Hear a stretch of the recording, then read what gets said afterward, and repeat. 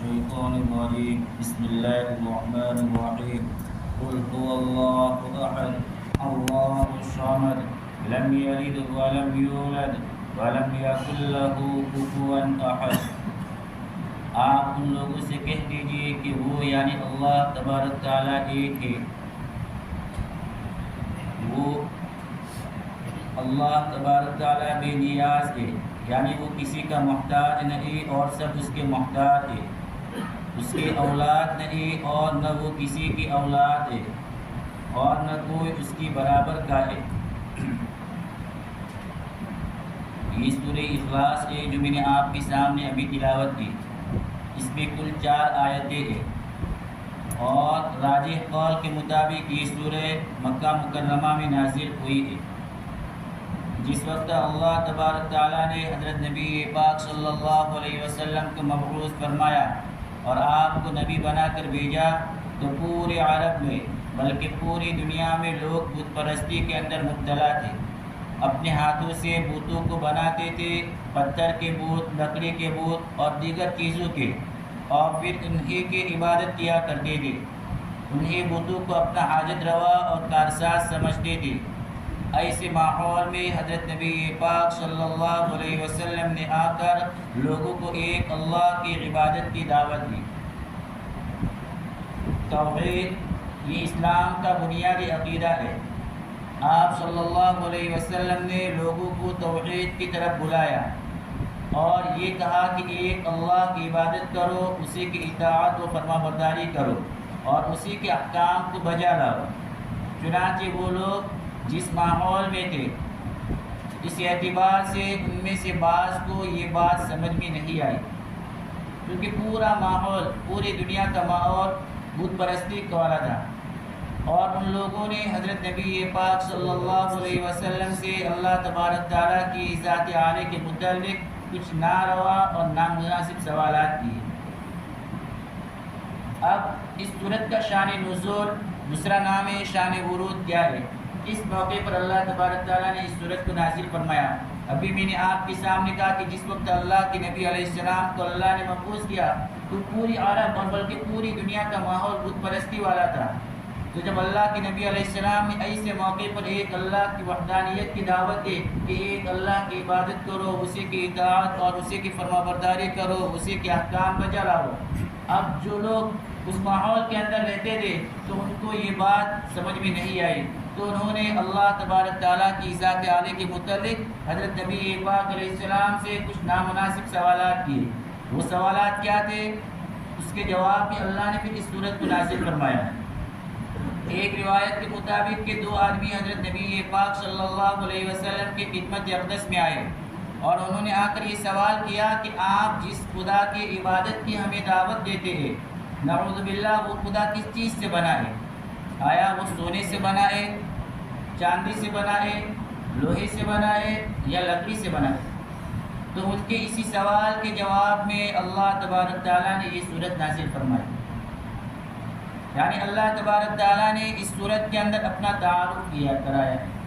ایک روایت کے مطابق اس کا شان نزول یہ ہے۔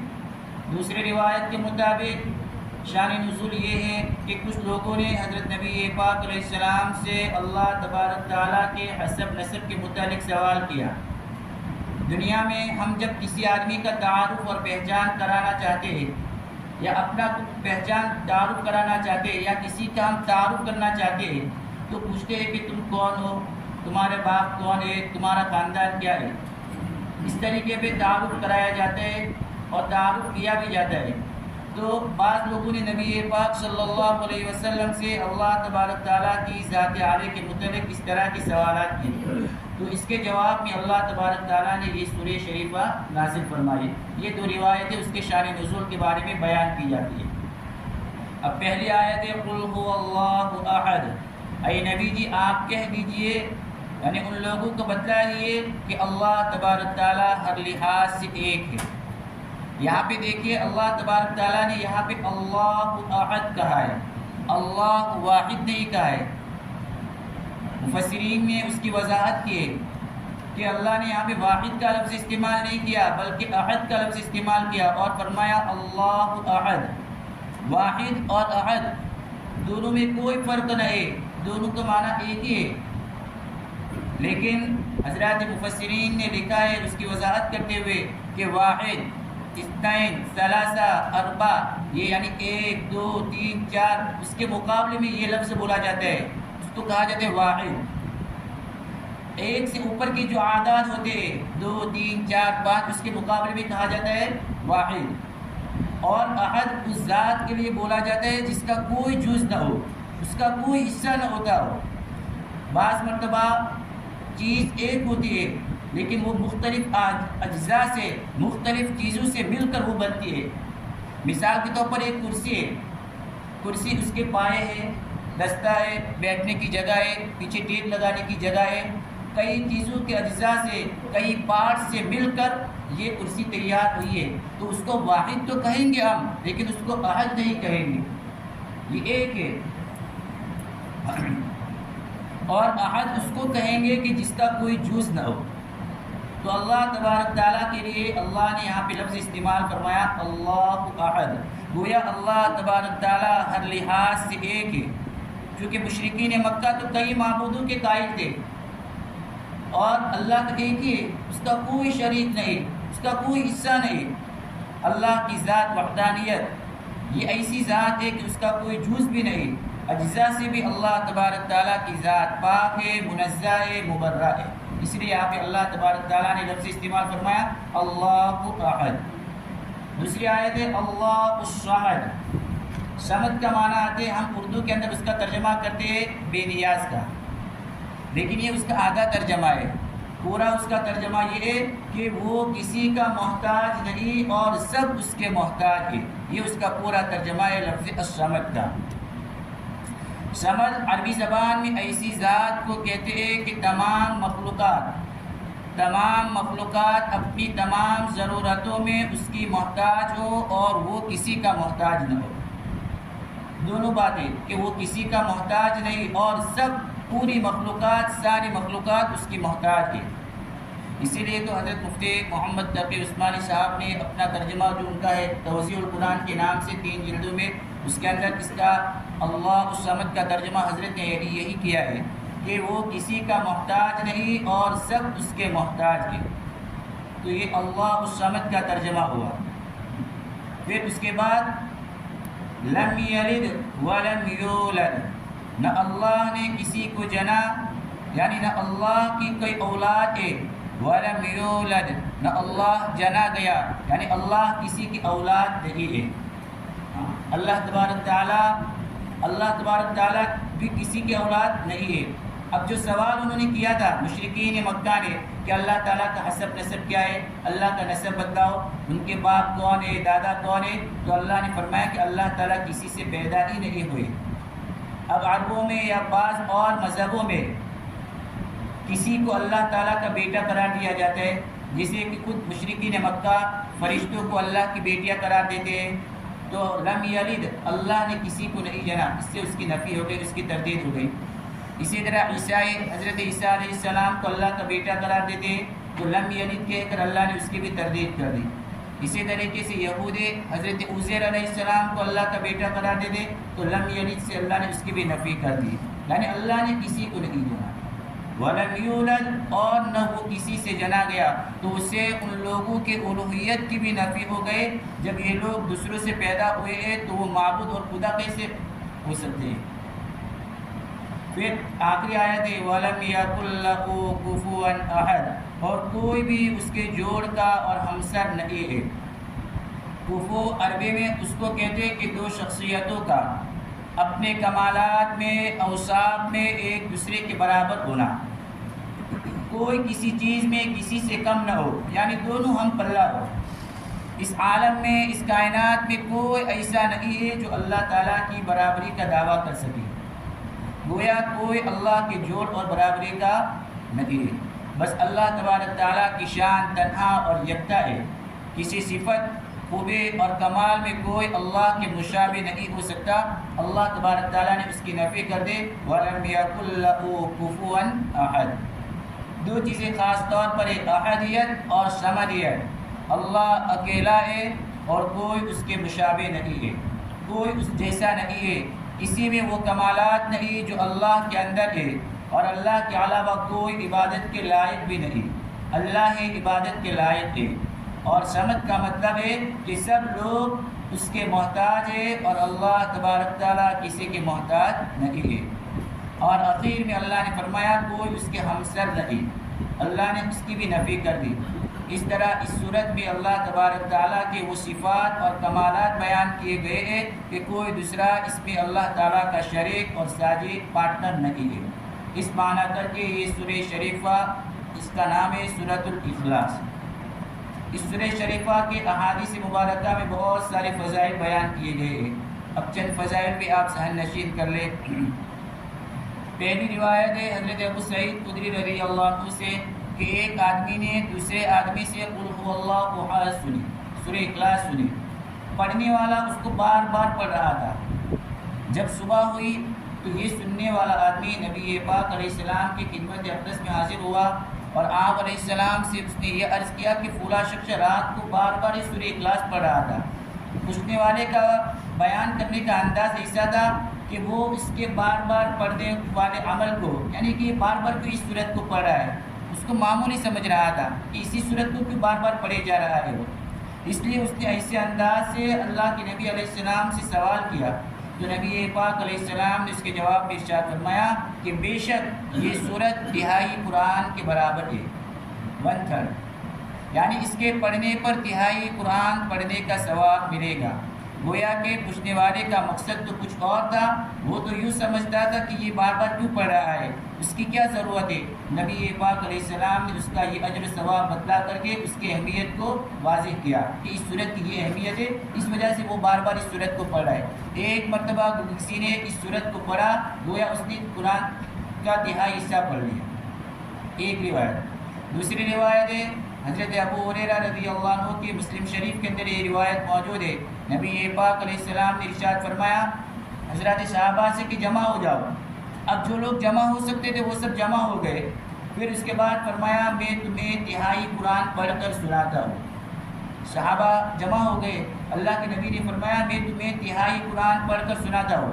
اس کے بعد اللہ کے نبی علیہ السلام نے سورہ اخلاص یعنی قل هو اللہ احد پڑھ کر سنائی۔ گویا یہ تہائی قرآن کے برابر ہے۔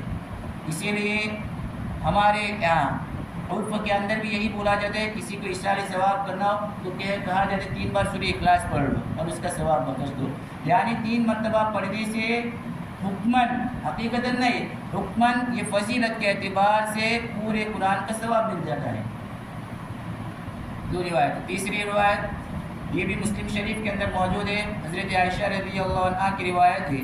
نبی پاک صلی اللہ علیہ وسلم نے ایک مرتبہ ایک دستہ بھیجا تھا، ایک چھوٹا سا لشکر، اور ایک آدمی کو اس کا امیر بنایا۔ اب یہ آدمی جب بھی نماز پڑھاتا تھا تو ہر رکعت میں سورہ فاتحہ کے بعد کوئی سورت پڑھتا، پھر اس کے بعد سورہ اخلاص بھی پڑھتا رہا۔ سورہ فاتحہ پڑھے، کوئی سورت پڑھی اور پھر اس کے بعد سورہ اخلاص پڑھتا رہا۔ ہر رکعت میں یہی اس کا معمول تھا۔ گویا سورہ فاتحہ کے ساتھ دوسری سورت ملانے کو وہ کافی نہیں سمجھتا اور ہر رکعت میں سورہ اخلاص بھی ضرور ملاتا۔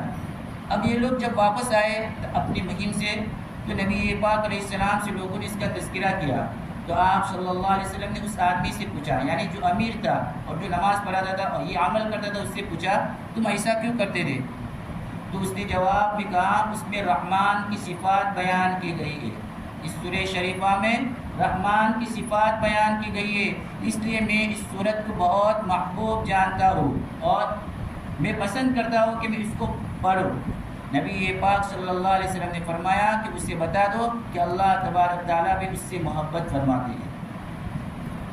ایک چوتھی روایت ہے ترمذی شریف کے اندر، حضرت انس رضی اللہ عنہ اس روایت کو نقل کرتے ہیں اور کہتے ہیں ایک شخص نے عرض کیا یا رسول اللہ سورہ اخلاص مجھے بہت پسند ہے اور میں اس سے بہت محبت کرتا ہوں۔ تو آپ علیہ السلام نے فرمایا کہ اس سورت سے تیری جو محبت ہے اس نے تجھے جنت میں داخل کر دی۔ ایک روایت ہے نبی پاک صلی اللہ علیہ وسلم جب ہجرت فرما کر کوبا میں آپ نے 14 دن قیام کیا تھا تو جس صحابی کے گھر میں قیام کیا تھا جن کا نام ہے کلثوم بن حضم رضی اللہ عنہ، جن کے گھر میں نبی پاک علیہ السلام نے قیام فرمایا تھا، ہجرت فرما کر جب آپ مدینہ منورہ تشریف لے گئے تو آپ کا پہلا قیام 14 روز قبا میں رہا تھا. تو قبا میں نبی پاک علیہ السلام نے ان کے گھر میں قیام فرمایا تھا اور وہ قبا والوں کے امام تھی حضرت کلثوم بن علب. جب وہ نماز پڑھاتے تو سورہ فاتحہ کے بعد کوئی سورت پڑھنے کے بعد پھر سورہ اخلاص پڑھتے. لوگوں نے کہا تم یہ سورت پڑھتے ہو تو اسی کو پڑھو, دوسری سورت نہ پڑھو. یعنی یا تو سورہ فاتحہ پڑھو, پھر اس کے بعد یا تو سورہ اخلاص پڑھو, اس کے بعد کوئی دوسری سورت مت پڑھو.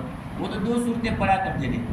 تو انہوں نے جواب میں کہا تم کو اگر میری امامت منظور ہے تو ٹھیک ہے, میں تو اسی طرح پڑھوں گا, ورنہ میں الگ ہو جاتا ہوں.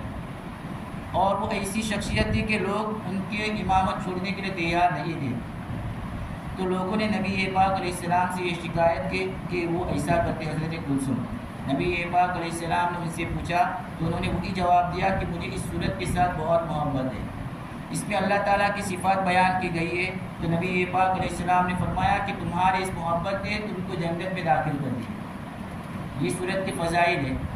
ایک روایت ہے, یہ روایت تفسیر ابن کثیر کے اندر ہے. سعید بن المسیب روایت کرتے ہیں کہ نبی پاک علیہ السلام نے فرمایا کہ جس نے 10 مرتبہ سورہ اخلاص پڑھ لی اس کے لیے جنت میں ایک محل بنا دیا جائے گا.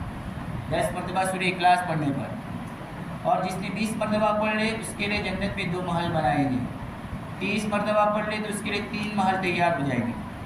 تو یہ سن کر حضرت عمر رضی اللہ عنہ نے غالباً یہ عرض کیا, یا رسول اللہ, اللہ کی قسم اس صورت میں تو ہم تو بہت مرتبہ یہ صورت پڑھ لیں گے, ہم اپنے لیے بہت سارے محلات جنت میں تیار کر لیں گے.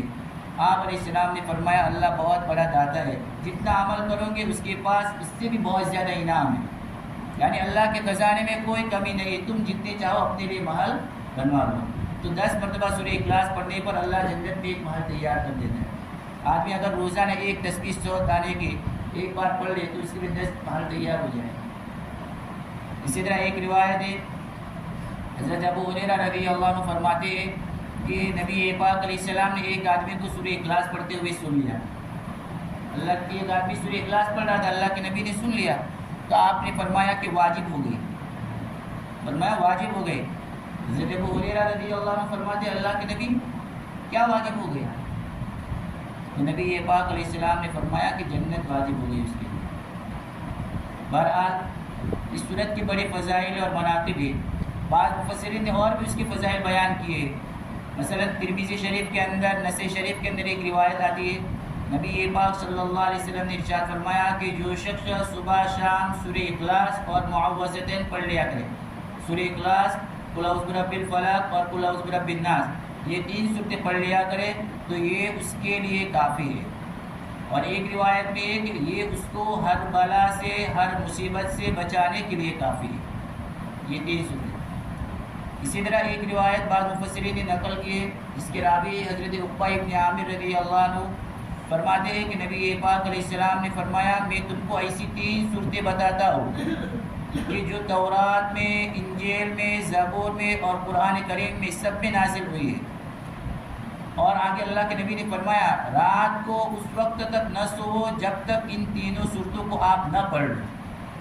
راوی فرماتے ہیں کہ جب سے اللہ کے نبی نے مجھے یہ بتلائی 3 صورتیں تب سے میں نے اس کو کبھی چھوڑا نہیں.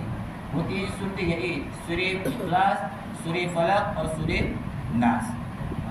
تو یہ سورہ شریفہ کی بہت سارے فضائل اور مناقب ہیں, اس لیے ہمیں چاہیے کہ ہم اس کے پڑھنے کا اہتمام کریں. جیسا کہ ابھی میں نے بیان کیا کہ روزانہ کم از کم تو ایک تسبیح اس سورت کی پڑھ لینی چاہیے. اب ایک آخری بات اس سورت کے حوالے سے کہ اس سورت کے اندر اللہ تبارک تعالیٰ نے مکمل توحید کو, خالص توحید کو بیان کیا ہے. وہ کس طریقے پہ, یہ دیکھیے, منکرین توحید کے یعنی اللہ کی وحدانیت کا انکار کرنے والے جو لوگ ہیں ان کے دنیا میں مختلف اقسام ہیں. ہر طرح کے لوگ توحید کا وہ کس طریقے پہ انکار کرتے ہیں. سورہ اخلاص نے, اس سورہ شریفہ نے ہر طرح کے مشرکانہ خیالات کی نفی کر کے مکمل اور خالص توحید کا سبق دیا ہے. کیونکہ اب دیکھیں منکرین توحید میں ایک گروہ اور ایک جماعت تو وہ ہے جو خود اللہ کے وجود ہی کا منکر ہے. تو اللہ نے اس کی نفی کر دی, اللہ احد, اللہ ایک ہے. بعض جو ہے جو اللہ کے وجود کو تو مانتے ہیں لیکن وجوب وجود کے منکر ہے۔ وجوب وجود کا مطلب کہ اللہ ہمیشہ سے ہے اور ہمیشہ رہے گا، تو اس گروہ کی بھی اللہ نے نفی کر دی اللہ احد کہہ کے۔ بعض ایسے لوگ ہیں جو اللہ کے وجود کو بھی تسلیم کرتے ہیں، وجوب وجود کو بھی تسلیم کرتے ہیں، لیکن اللہ کی صفات کے منکر ہے، صفات کمال کے منکر ہے، تو اللہ نے اس کی بھی نفی کر دی اللہ احد کہہ کے۔ بعض ایسے لوگ ہیں کہ اللہ کو بھی مانتے ہیں، اس کے وجود کو بھی، وجوب وجود کو بھی، کمال صفات کو، سب کو تسلیم کرتے ہیں، مگر عبادات میں غیر اللہ کو شریک کرتے ہیں۔ تو اللہ تبارک تعالیٰ نے ان سب خیالات کا اور ان سب کی تردید کر دی اللہ احد کہہ کے۔ بعض لوگ ایسے ہیں کہ جو عبادت میں کسی کو شریک نہیں کرتے، مگر حاجت روا اور کارساز اللہ کے علاوہ دوسروں کو بھی سمجھتے ہیں، تو اللہ تبارک تعالیٰ نے ان کے خیالات کی تردید الصمد کے ذریعے کر دی، اللہ الصمد، کہ ساری مخلوق اللہ کی محتاج ہے اور وہ کسی کا محتاج نہیں۔ اور بعض لوگ ایسے جو اللہ کے لیے اولاد تسلیم کرتے ہیں، تو اللہ تبارک تعالیٰ نے ان کی تردید کر دی لم یلد کے ذریعے، کہ اللہ کی کوئی اولاد نہیں ہے۔ تو اس سورہ شریفہ کے اندر اللہ تبارک تعالیٰ نے خالص توحید کو، مکمل توحید کو بیان فرمایا ہے، اس لیے اس کا نام ہے سورۃ الاخلاص۔ اللہ تبارک تعالیٰ ہم سب کو توحید خالص کی نعمت سے مالا مال فرمائے۔